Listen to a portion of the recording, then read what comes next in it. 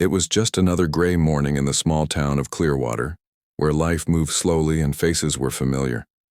Inside the old diner on Main Street, the smell of fresh coffee and buttered toast filled the air. Rain tapped gently against the windows, and the sound of a sizzling griddle played like background music to the quiet chatter of regulars. Among the usual crowd, a young waitress named Mia moved between tables with her practiced smile, balancing trays and refilling cups. Her hair was tied neatly back, her blue uniform slightly faded and her shoes worn from long shifts.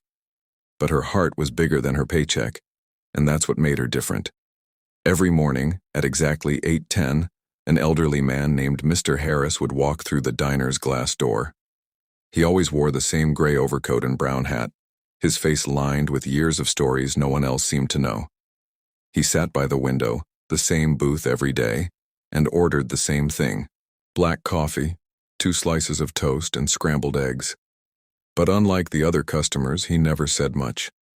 His hands shook slightly when he held his cup, and sometimes he stared out at the rain for minutes, lost somewhere far away in his thoughts. Mia had noticed him from her first week at the diner. There was something lonely about him, something that quietly tugged at her heart.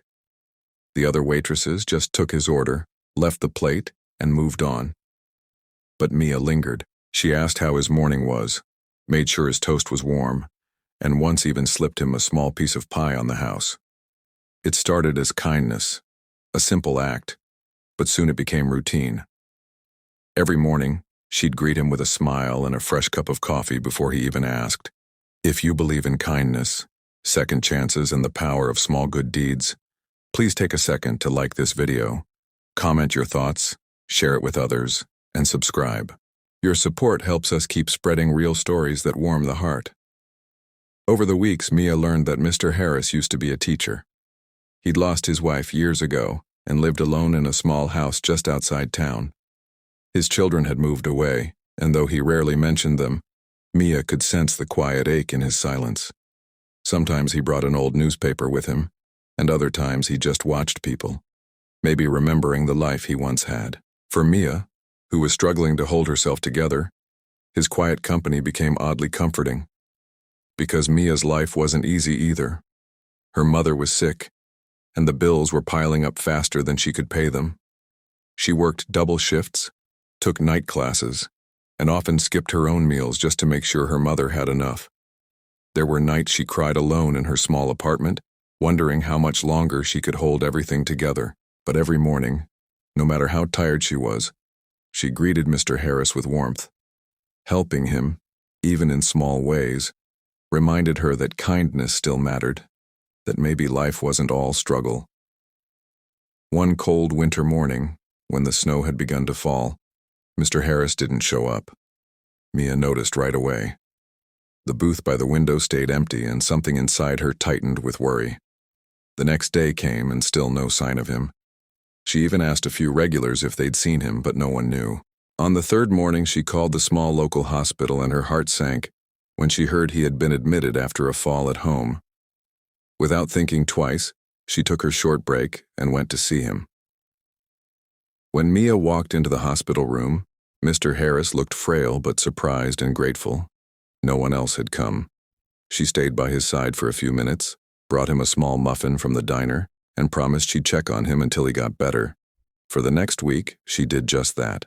Between shifts, she'd visit him, bring small things, coffee, a flower, sometimes just a smile. The nurses began to notice her dedication, whispering among themselves that the waitress from the diner had a heart of gold. A week later, Mr. Harris returned to the diner. His walk slower, his hands weaker, but his eyes, they were softer now, brighter even. When Mia saw him, her face lit up. She helped him to his booth, made sure his coat was hung properly, and brought him his breakfast with extra care. He didn't say much that day, but before he left, he looked at her for a long moment and said quietly, "You remind me of my daughter." Mia smiled, not realizing how much that small sentence would mean later. Days turned into weeks, and things returned to their gentle routine.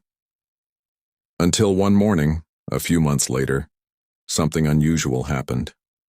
It was just past 8:10, and Mia was refilling sugar containers when the diner door opened. But it wasn't Mr. Harris. Instead, 4 men in black suits walked in, their presence so sharp it cut through the room's calm.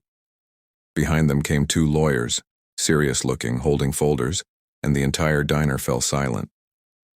Mia froze when they stopped near her counter. "Are you Mia?"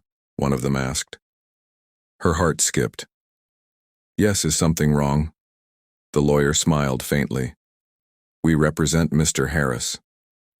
Before she could respond, one of the men handed her a sealed envelope. The lawyer continued.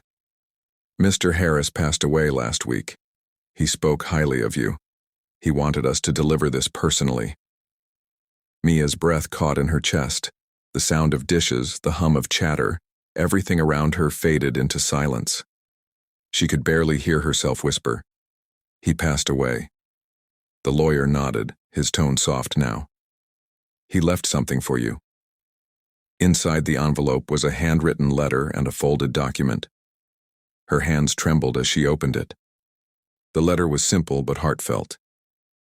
Mr. Harris thanked her for her kindness, for the morning she brightened, the warmth she gave, and for reminding him that compassion still existed in a world that often forgets it. He wrote that in his final years, her small acts of care had meant more than she could imagine. Then came the part that left her speechless. The document stated that Mr. Harris had transferred ownership of his old house to Mia, along with it a small sum of money, enough to clear her mother's medical bills and finally give her a chance to breathe. The lawyers explained that he had no surviving family willing to claim his estate. He said, "You were the only one who treated him like family," the lawyer added gently. Mia stood there, tears streaming down her face, unable to find words. The regular customers who had quietly watched the exchange sat in stunned silence. The men who had sat in that corner booth for months, quietly sipping his coffee, had left behind a legacy of gratitude for the one person who cared enough to notice him. That night, Mia visited his house.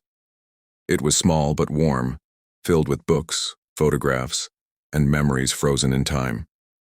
On his desk, she found a framed picture, one she hadn't seen before. It was of her and Mr. Harris, taken by another customer one morning when they were laughing over spilled coffee. He had framed it. As she stood there, the light of the setting sun pouring through the window, Mia realized that kindness doesn't always come back in the way we expect, but it always comes back. She closed her eyes, whispered a quiet thank you, and promised to keep his memory alive by continuing what she'd always done best, spreading kindness wherever she could. If this story touched your heart, please like the video, share it with someone who needs hope today, and subscribe for more real stories that remind us of the goodness still left in this world. Before you go, tell us in the comments, what's one small act of kindness you believe can change someone's day? Your words might inspire someone else to do the same. And as the final light faded from Mr. Harris's old house, Mia smiled softly because in helping a lonely old man, she had unknowingly been given the greatest gift of all, the reminder that love, in its simplest form, is the most powerful legacy we can leave behind.